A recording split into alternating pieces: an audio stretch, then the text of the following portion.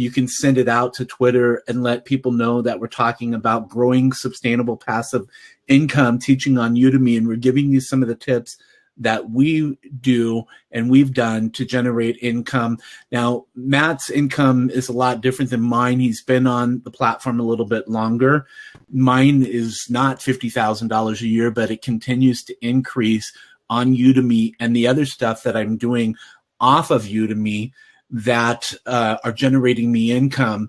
And we're going to talk about some of those in a bit, on some other ways to generate income, like websites and affiliate marketing and whatnot. And I wish Jeremy was here with us, because I'm actually going to talk to him on Skype about affiliate marketing, because he had a question about that.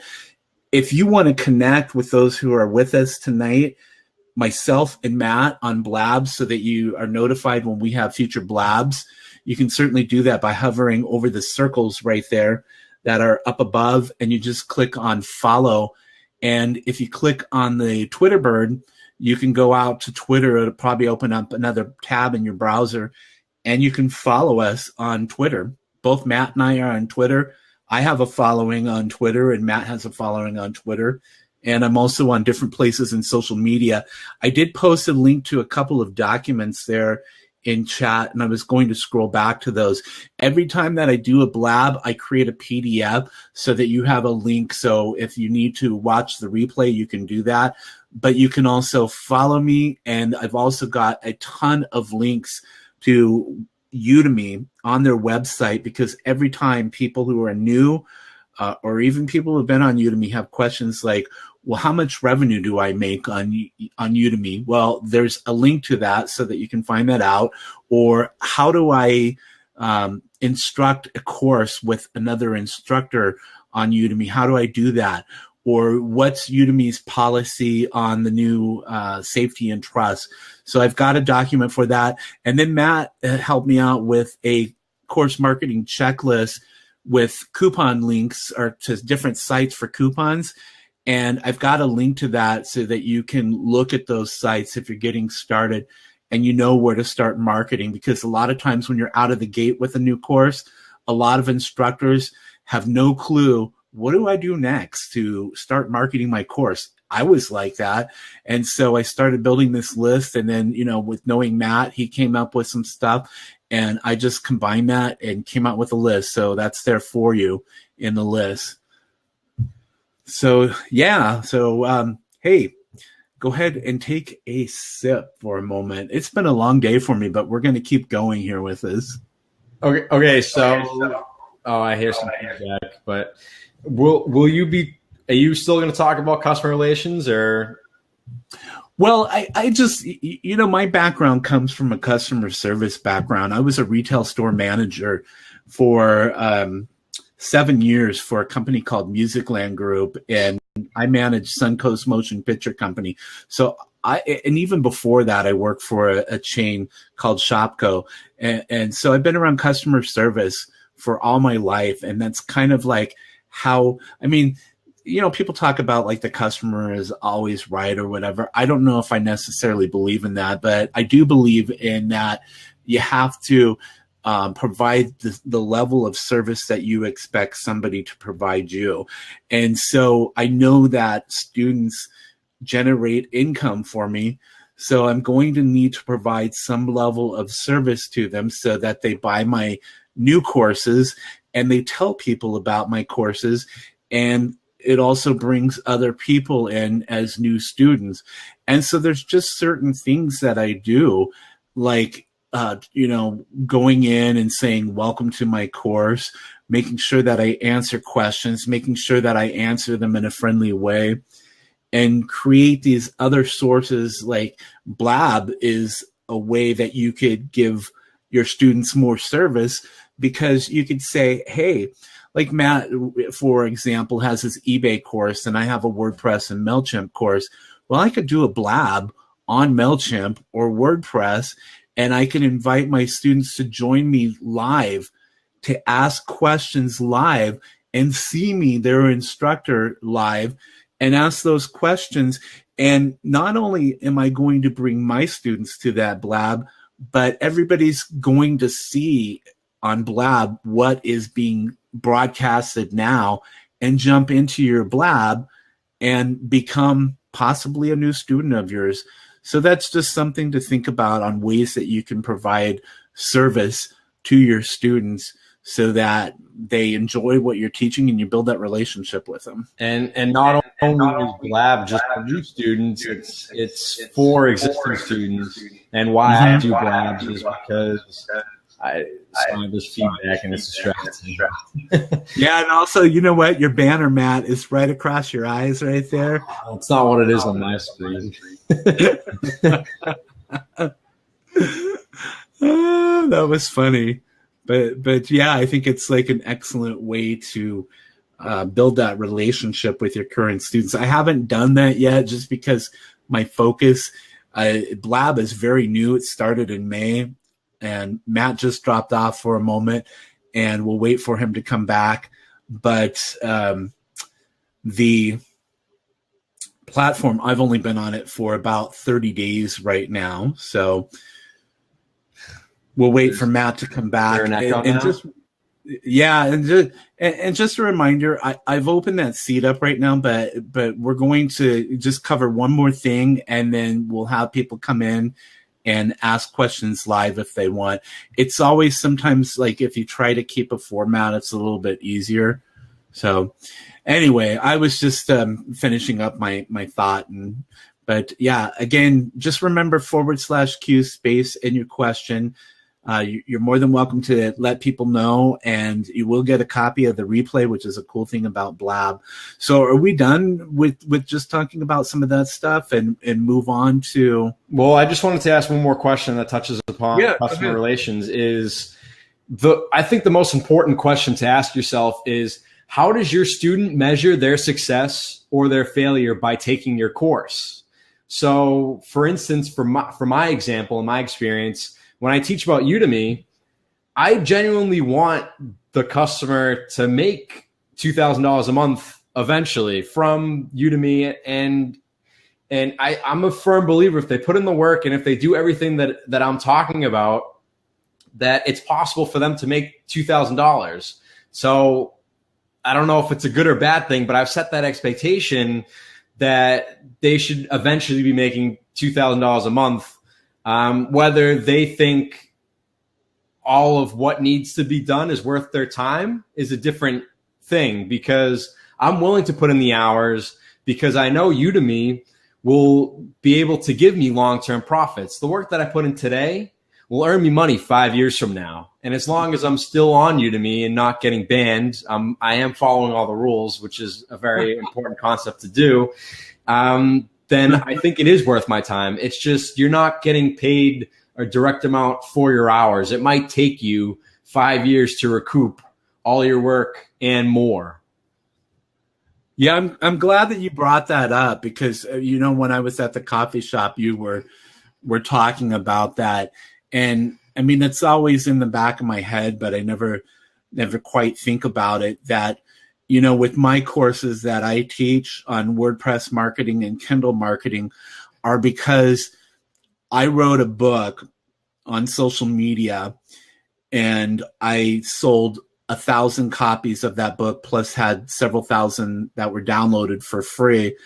And so the stuff that I teach is taught because I want others to accomplish that goal and know that it's totally possible. Now, 1,000 copies of a self-published book might not sound like a lot to some people, but knowing other authors that are out there that have written books, it is. If you sell over 500 copies of a book that you've self-published, then you're actually pretty successful.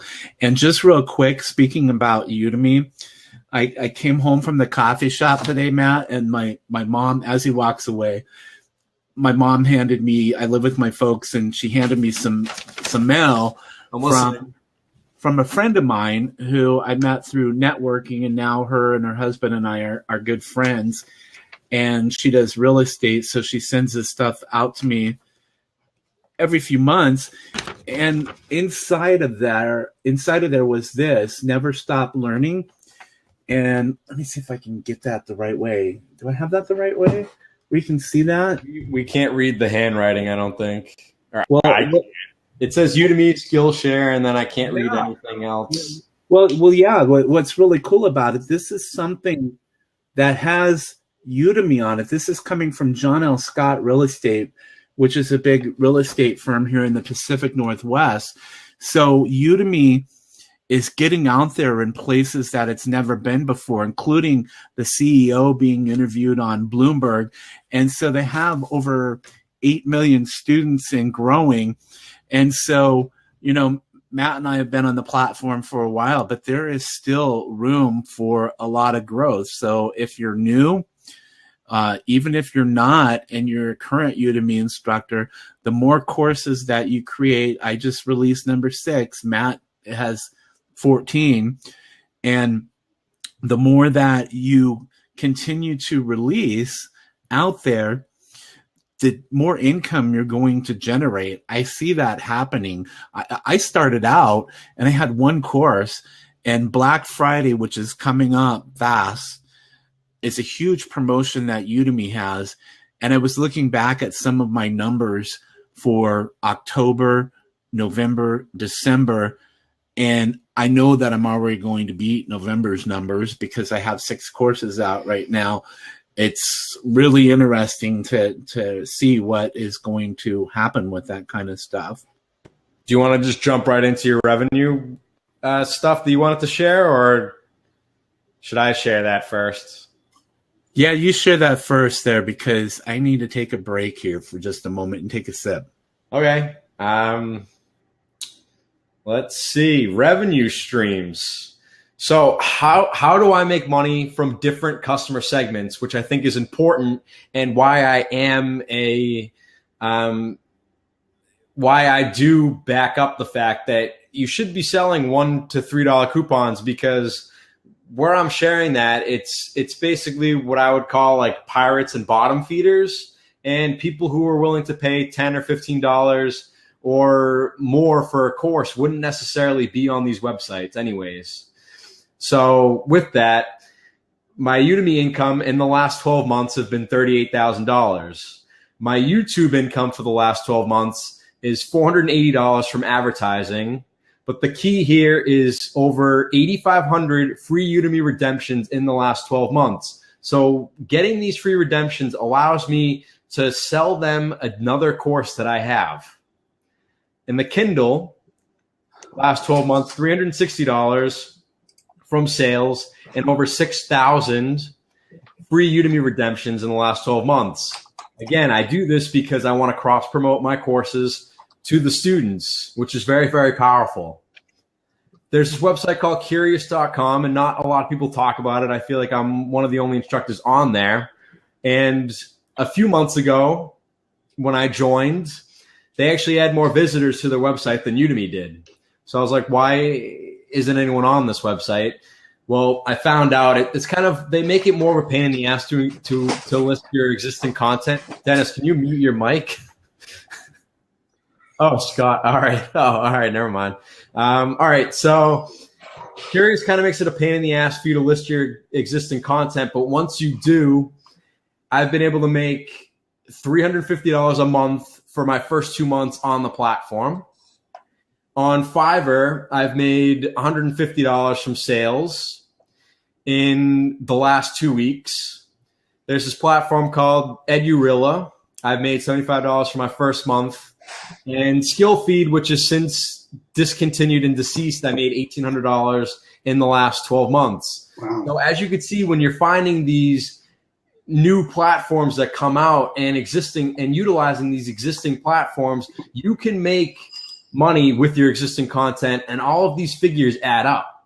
I mean, it doesn't take me that long to list my existing content onto these existing platforms to make an extra few $1,000s a year.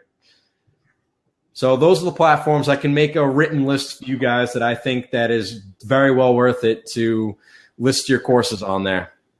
Yeah, good.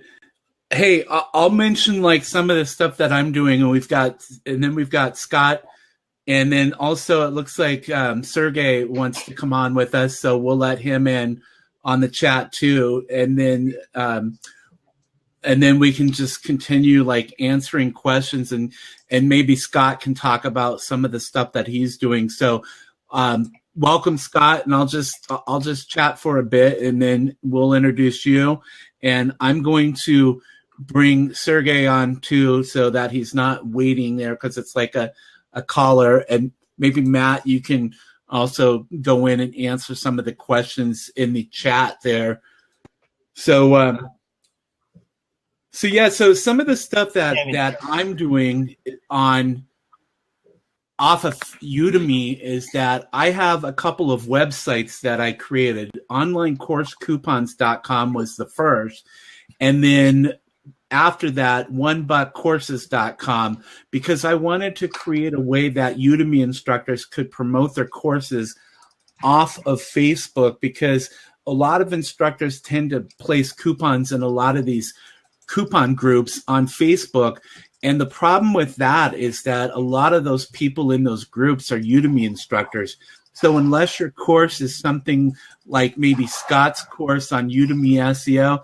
Hey, Sergey, do you want to mute yourself there until we bring you on? Because what happens is we get feedback sometime. And then I'll have Scott introduce himself, and then you can introduce yourself. But anyway, what I was going to say, so I created those because a lot of those groups are instructors and other, mostly Udemy instructors. I created a group actually that is open so that other people can come into that group and hopefully take advantage of the course deals on that group. But that's hard to do a lot of times because some people might not know about Udemy yet. And unless they're searching for Udemy on Facebook, they might not find that on there. We talked about pen post deals with something else that I came up with. I also do the YouTube stuff like Matt does, but my income level on YouTube, and we can let Scott and Sergey talk about that in a moment, but my income on YouTube, every 3 months I get like a check deposited for $100. And I was on SkillFeed and I was doing okay on SkillFeed. I was looking into some of these other websites that Matt and some others are on, like Skillshare and Fedora, which just changed their name now to Teachable.com, which makes sense, rather than Fedora is a hat, isn't it? And it's also a Linux operating system. What's that? It's also an operating system for Linux. Oh, okay, cool. Yay. We're all drinking mainstream beers except Dennis. Yeah. Dennis brews his own beer, doesn't he? And oh yeah, that's right, Budweiser. But anyway, so yeah, you got to start thinking about some of these other places out there. Even a blog. I always tell people, get a blog. If it's not a WordPress self-hosted blog, then do WordPress.org or do Squarespace and Wix. Those are all free. So think about that kind of stuff. So I'm going to finish it up on that because then we can just do general questions and answers and all of that. But we'll let Scott introduce himself first, and then Sergey, you can introduce yourself. Okay? Sure. Can you hear me? Yep, okay. I can hear. Yeah. Hi guys. This is Scott. I have 10 Udemy courses. So I'm a mini-mat, not quite at that level, but I do pretty well at Udemy. My experience has been that only 2 of my courses make me the most money. So there's a very much of an 80-20 principle, if you believe in that, where it's not even like $100 a month across all courses. There are 2 courses that are your home runs, and then a few singles, and then a few foul balls, right? So you just have to go into it with that mindset that you're not always going to hit a home run, but you're also just not always going to do just okay as well. Sometimes you pick the right topic. The other thing that I don't see discussed much is courses have a life cycle. I don't want to presume too much about, but having heard Matt speak a few times now, you go through a process where a course is, it's hot, people are buying, and then at a certain number of months, it starts to cool down. Like all the maybe the core audience that might have seen it and made the decision to buy or not buy. So you just have to keep that mindset of it having a life, and you either make the decision to freshen up, you decide to revamp it, or you let it sunset and start something new. So there's those options that you go through. That's my experience with Udemy. Great, thanks. And I'm glad that you're here because you're normally at work during the day. Yeah. Like I said, you and I have done some hangouts. We did a hangout on his SEO class, and we also talked about one of his lead pages classes when they came out. And he's got some great stuff. He's also got great information. He actively participates in the Udemy studio. So if you're in the Udemy studio, he's always happy to answer questions for you. I don't think he sleeps. So yeah, I'm a machine. But there was a question that came that says, would you delete those other courses and focus on the two and make it better? I've had this this thought, and I go through this with my own courses. So I'm not just preaching to anybody. It's an internal conversation I have with myself.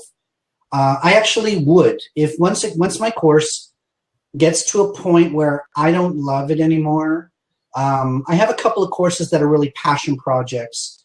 That's another whole conversation about courses you do for money and courses you do out of personal interest. But so there's courses, like I just launched a course about the Internet of Things. And these are these little devices that you wear, these Fitbits, or I have a light bulb that has Wi-Fi capability. That's awesome. Exactly. And I would do that just because I'm a curious guy and I love technology and I love little stuff like this. And it's not going to make me a lot of money, but it was just something I did. It took me about, 3 nights to do, and it's there. It's I would call that a passion course. So I wouldn't kill that course. I would just keep working on it. But there's a couple of other courses that I made, for non-passion reasons, and for whatever reason, I'm kind of over it. Nobody's buying them anymore.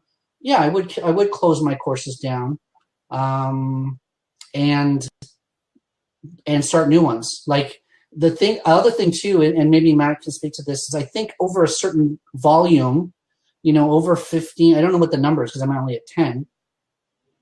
You got to go in there every day. You got to answer questions. You got to deal with people leaving bad reviews. You got to promote. You got to post links. Like these things require ongoing work.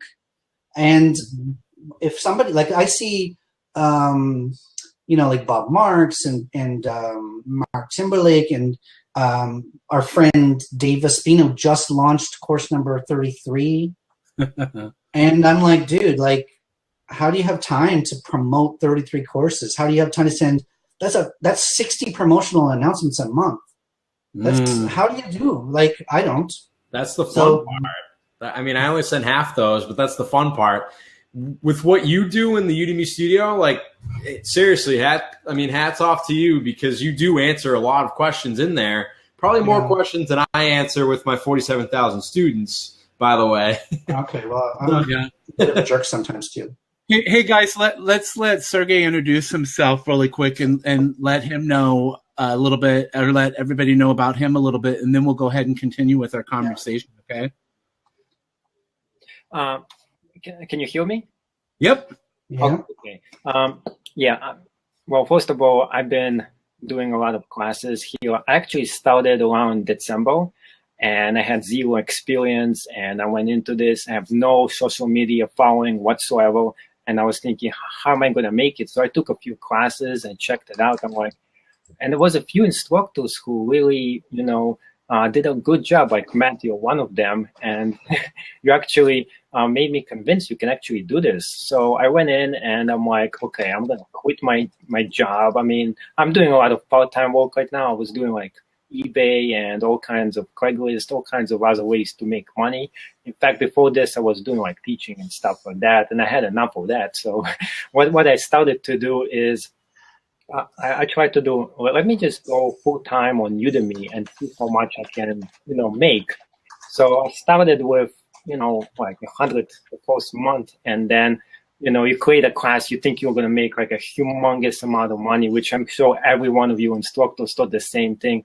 And then you realize nothing is coming in. It's like only $100 for a little bit of effort. So I kept on doing it. I kept on creating classes, and like now I have like 22 up there. And I think it's more than most of you guys over here. And yeah, some of you are asking like some classes, it's hard to manage, 22 classes, but that's not really the case, because some of those classes, you have zero activity in them. I mean, there was very few people asking any questions, and they don't sell that much. Versus other classes, you have a huge activity in there, and you have a lot of people just really wanting to buy them. But yeah, you have to go in there and maintain it. You have to go in and like fix stuff up. I have like now almost 15,000 students, and this is in like 8 months, and I think it's pretty good. So I do have a lot of people who, start asking me all kinds of questions. So after a while, you start like, you can actually make a lot of money here, because last month I made $2,200 in 1 month on Udemy, which is more than most people make here. I see people like make $5 or something like that, but it's a lot of marketing. A lot of people here think it's like you just go there, you create a class and sit, but that's not true. You have to go in and do a huge amount of marketing, especially if you don't have any social media followers or anybody to start you off. Mm-hmm. I'm going to bounce it off to somebody else. Or if you have any questions. Yeah, so we'll come back and we'll ask you some questions on the stuff that we've been talking about, maybe what you're doing. But let's go ahead. Is it Sonia? Yes. Hi, guys. Thanks so welcome. much for having me. I actually love Udemy, and I use as a user. And I'm setting up a training now. So I have been curious about Udemy, but and I buy a lot of courses myself from there. But then again, I know there is a situation when they do, which I already asked Matt about it. There's a situation when they, let's say, lower your course that is worth $200 to $10. So how do you handle that? And also how, for example, if I already bought your course for $200 and then tomorrow is $10, so do you have any kind of like refund me my money and stuff like that? Yeah, well, Matt, you want to go ahead and take that, and then Sergey, you can give your answer on that. Well, did you see my answer on the thing, or did you want other people to answer that, or did you want me to clarify that more? Yes, please clarify everything, because I am looking into that and I really need information. Okay, so in a logical standpoint, what you're saying it is right. It doesn't make any sense how Udemy created a culture where the students know to wait for the $10 sales. And in my experience, I never get any full price sales. And when I do, I usually get Udemy usually refunds the student, because the student will see that Udemy is discounting my course for $10 or $15. And I know that Scott Duffy has a different experience with this than I do. Just my experience is it's not too much of a complication, because usually I don't make any full price sales, or when I do, it just gets refunded and they only pay the $10. So, but I've never had a student email me saying like, what the hell is this? Like, I paid $100 for this and you're selling it for $10. I've never had a student email me about that. All right. So, okay. So I'm sorry. Can I just like add this so you can actually elaborate on that too? For example, if I'm selling my course on my website for $200, for example, you suggesting me not to have this course create the same one on Udemy, but create something different? For your business model and for a business model, then I believe if you have your own website and you want to sell your own courses for $200, I would not post that content onto Udemy. I would make it